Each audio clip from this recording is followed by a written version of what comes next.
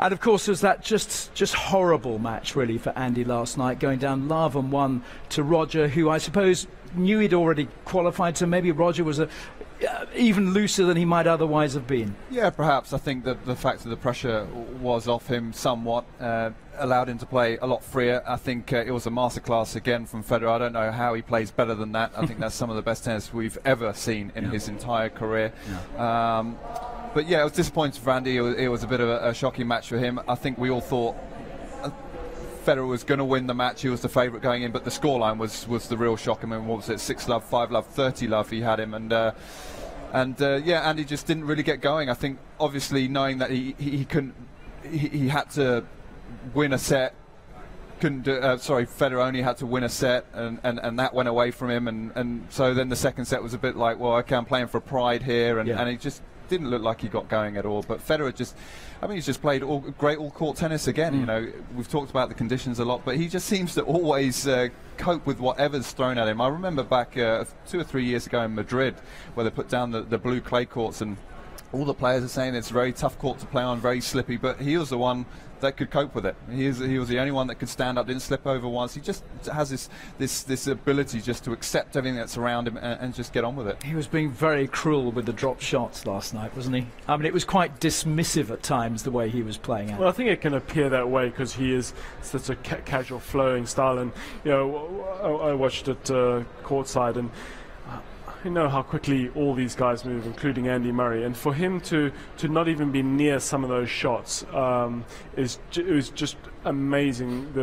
What Roger Federer was producing. I mean, I think, you know, we've seen 2 matches this tournament: the Djokovic match against Wawrinka, and last night. The level of tennis is, we've possibly have never seen higher. I agree. I would like to praise Andy in a couple of areas actually for last night, because whilst you know, we're saying he wasn't really ever in it, I think fourth game of the second set, so he'd already lost 9 and won none.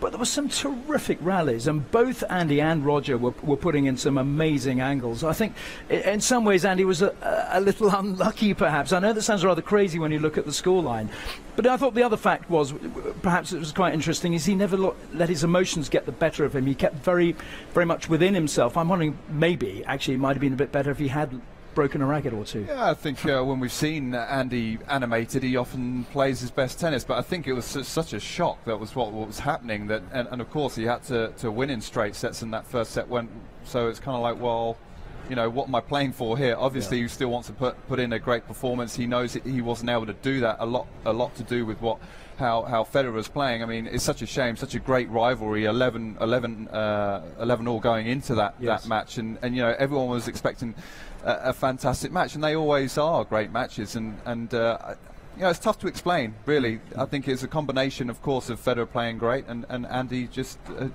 off. Perhaps physically tired. He's been working so hard coming into this tournament, Andy. And Andy said in his press conference afterwards, I mean, let's not forget that Federer had his issues with the back, and it's taken him a while to, you know, last year was a bit scrappy, and the results weren't what Federer would have liked, and you know, he's worked himself up to the level now, and you know, Andy also has had that time out, lost a lot of the momentum he gained, and it may take him a while to just go through that last find that last few percent, which takes him from where he's at now, which is, you know, firmly in the top 10, top 5, but then really getting amongst Federer and Djokovic, who seem to be head and shoulders above everyone else right now. Yeah, indeed. I'd love to get some stats from Craig in just a second, but I mean, Federer and Djokovic both making centre court very much their own. We'll head over to Djokovic shortly because he is on centre court there now. But yeah, Craig, while we've got you here, what were some of the amazing stats that must have come out of that match last night? One of the first things right after the match,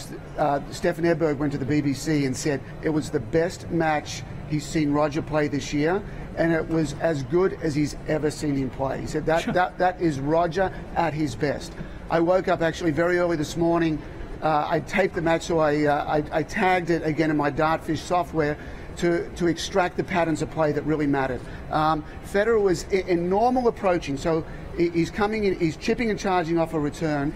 He's hitting drop shots and following them in, and he's coming in general rally play. He was 18 of 23 in coming to the net in that manner. He was 6-0 serving and volleying. He was 9 of 11 just in the second set. In points under 5 shots, he won 28 to 13. So getting to the net is becoming sexy again. Djokovic did it 20 times in his last match. Yeah. Federer is doing it, basically 30 times here. That's interesting, considering he said it was really difficult to get into the net.